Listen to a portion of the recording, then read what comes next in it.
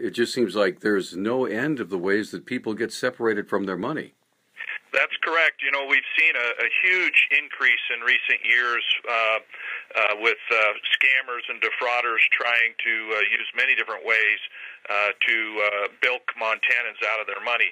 You know, one of the things we've seen is through email and other means, the old grandparent fraud, where a grandparent gets contacted saying that there's a family member, usually a grandchild, that's in need, and money has to be wired right away to help with a medical or legal emergency.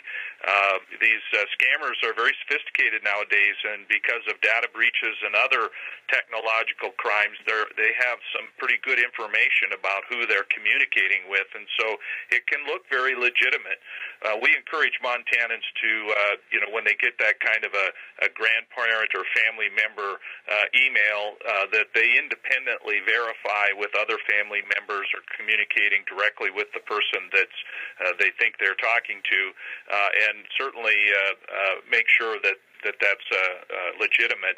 But the unfortunate thing is every day we get people who fall for those scams, and they have a willing, I guess, partner, have had in the past. And so recently I joined with 48 other state attorneys general in the District of Columbia to finalize a settlement with Dallas-based MoneyGram payment systems, which this came after a multi-state investigation focused on complaints from consumers who used MoneyGram's wire transfer service to send money to third parties who are involved in these schemes. Another one's the IRS scheme, and then there's also the lottery or sweepstakes scheme where it's too good to be true, but people fall for that and think that if they send some money, they'll get more money back. So we settled this with MoneyGram Payment Systems.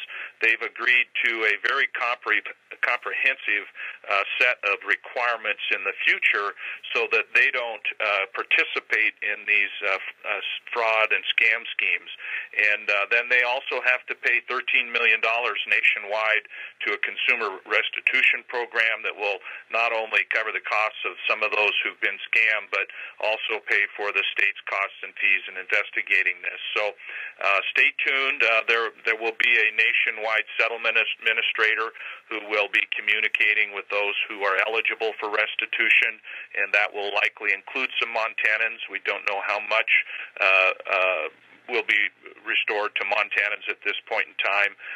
But again, proud to join with the other state attorneys general to track down those who, whether they're have criminal intent or not, who are participating with the criminals in these schemes.